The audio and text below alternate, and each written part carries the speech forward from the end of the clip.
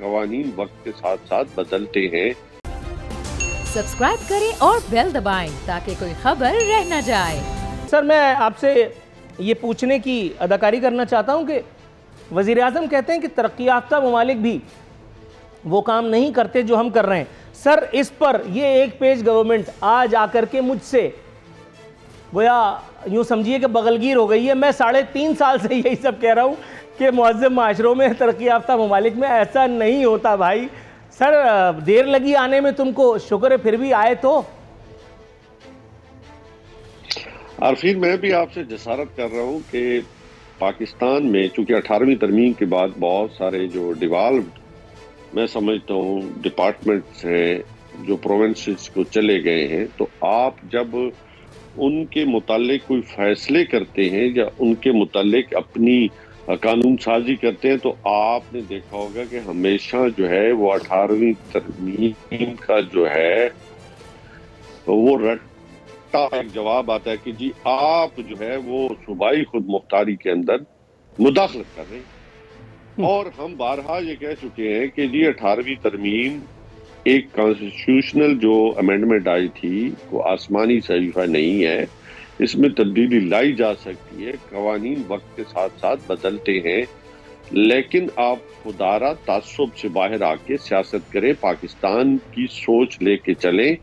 لیکن ہمیشہ آپ نے دیکھا ہوگا کہ بڑی طویل جو ہے چوک و چوراہوں پہ جو ہے وہ تقریریں اور لیکچر شروع ہو جاتے ہیں اور ٹی وی پہ بڑے بڑے جو ہے وہ ارسطو بن جاتے ہیں کہ جی آپ نے بہت بڑا ظلم کر دیا کہ جی 18ویں ترامیم کے بارے میں جو ہے وہ آپ نے بڑی کوئی خدا نخواستہ کوئی بہت بڑی پولیٹیکل جو ہے وہ آپ ہٹ کرنے جا رہے ہیں، جس سے ہماری جو سالمیت کو بڑا خطرہ ہے۔ سالمیت تو خطرہ نہیں ہوگا کہ جب آپ قانون اور قاعدے اور رولز اینڈ پروسیجر کے تحت جو ہے وہ جب آپ پارلیمنٹ ایک فیصلہ کرے گی، دیکھیں پارلیمان نے فیصلے کرنے ہیں، اگر پارلیمان فیصلے تک پہنچے، دیکھیں وش آف دی پیپل ہے اور ول آف دی پیپل ہے پارلیمان۔ کیا ہے کہ وہاں پہ آپ کے جو ریپ ہیں وہ آپ کے متعلق کبھی آپ سوچ سکتے ہیں کہ وہ ذاتی مفاد کے تحت فیصلے کریں گے یا آپ کے اجتماعی اور قومی مفاد کو سامنے رکھتے ہوئے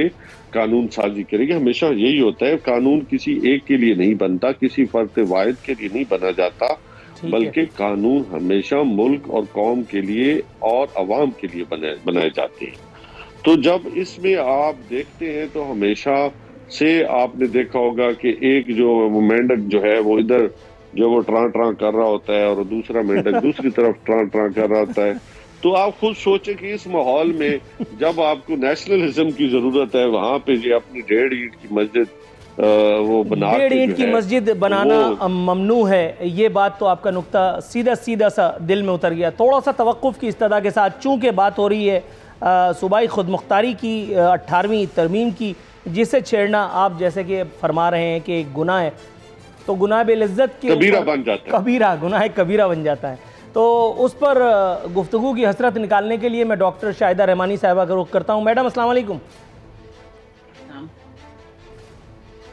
آواز آ رہی؟ میڈم آپ کو میری آواز صاف سنائی دے رہی ہے؟ جی بالکل آ رہی ہے۔ میڈم پوچھنا یہ تھا کہ ترقی یافتہ ممالک کی مثالیں دی جا رہی ہیں اور پارلیمنٹ کی فعالیت یا غیر فعالیت کے اوپر سوال ہو رہا ہے۔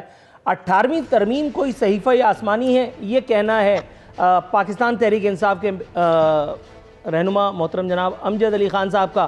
18ویں ترمیم کے اوپر جیسے ہی بات آتی ہے بہت زیادہ پرو ایکٹیو دکھائی دیتی ہے پاکستان پیپلز پارٹی، اور یوں سمجھ لیا جاتا ہے جیسے یہ کیموفلیج کا کوئی ہتھیار ہے پاکستان پیپلز پارٹی کے لیے۔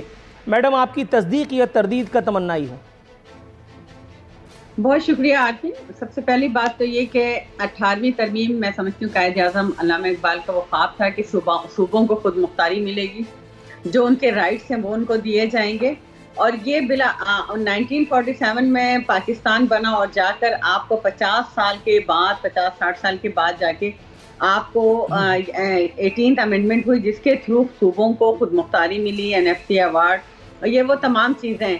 کیا تکلیف کیا ہے میری سمجھ میں نہیں آتا۔ چھوٹے صوبوں کا جو استحصال ہو رہا تھا، الحمدللہ آپ چھوٹے صوبوں نے سکھ کا سانس لیا اور آئین اور قانون کے مطابق جو ہے ان کو ان کے رائٹ ملنے لگے، تو انہیں تکلیف کیوں ہے؟ میری سمجھ میں نہیں آتا کہ ایک پارلیمنٹ نے یونانیمسلی مل کر تمام پولیٹیکل جماعتوں نے اس کو پارٹیسپیٹ کیا، اس پہ باقاعدہ بحث ہوئی، سینکڑوں اجلاس ہوئے، اور اس کے بعد جا کے یہ 18th امینڈمنٹ ہوئی. اور 18th امینڈمنٹ میں کون سی ایسی بات ہے جو انہیں بڑی چبھ رہی ہے، جو انہیں بڑی تکلیف ہے، جو خود کچھ نہیں کر سکتے؟ ان کا کام ہوتا ہے کہ دوسروں کے کیے ہوئے کام کو پہ کرٹیسائز کرنا. انہوں نے کیا کیا آج تک؟ کون سی ایسی لیجسلیشن لیا ہے جس سے پاکستانی قوم کو، صوبوں کو، ملک کو فائدہ ہوا؟ کون سے ایسے کام کر لیے جس سے ملک کو فائدہ؟ دوسروں کی کام پہ تختیاں لگانا، دوسروں کے کام کا افتتاح کرنا، یہ تو ان کا وتیرہ ہے. لیکن ان کا کوئی ایک کام بتا دیں. اب انہوں نے بے نظیر ان کا سپورٹ پروگرام کا نام احساس کر کے کہتے جی ہمارا پروگرام ہے. آپ کا اپنا ہے کیا؟ آپ نے کیا کیا ہے؟ کرتے وہ ہیں جن کا ویژن ہوتا ہے، کرتے وہ ہیں جن کی کوئی آئیڈیالوجی ہوتی ہے. ہم نے تو اس پاکستان کو مستحکم اور مضبوط کرنے کے لیے چاروں صوبے جو اس کی اکائی ہے ان کو جو ہے اسٹرانگ کیا ہے. اور یہی وجہ ہے کہ 18th امینڈمنٹ پہ تمام صوبوں میں، پورے پاکستان میں خوشیاں منائی گئی. انہیں سے تکلیف کیا ہے؟ میری تو یہ نہیں سمجھ میں آتا کہ صحیفہ نہ تو آئین ہے، نہ کوئی جنرل آتا ہے، کوئی امیر آتا ہے، ڈکٹیٹر آتا ہے، وہ آئین کو کہتا ہے یہ تو کاغذ کا ٹکڑا ہے، ردی میں پھینک دیا جائے. تو یہ تو انہی لوگوں میں سے ہے نا، امپائرز کی انگلی پکڑ کے آنے والے، اشاروں پہ آنے والے. ان کے نظر میں آئین پارلیمنٹ کی کوئی حیثیت ہے؟ جو پارلیمنٹ پہ حملے کرنے کے نتیجے میں جو اقتدار میں بیٹھے ہوں، پہلے باہر سے کرتے تھے، آج اندر سے حملے ہو رہے ہیں. میڈم تھوڑا سا توقف کی استدعا کے ساتھ صدیق الفاروق صاحب کے پاس جاؤں گا. صدیق الفاروق صاحب، سر انتظار کی زحمت مبتلا کرنے کے لیے عزت معذرت خواہ ہوں سر، لیکن یہ مقام فکر نہیں، خوشی کا، مسرت کا مقام محسوس نہیں ہوتا آپ کو بھی میری طرح کہ آج 3.5 سال بعد خان صاحب اور میں ایک پیج پہ دکھائی دیتے ہیں؟ خان صاحب کو بھی پتہ چل گیا کہ ترقی یافتہ ممالک میں وہ کام نہیں ہوتے جو اس ارض پاک پر ہو رہے ہیں.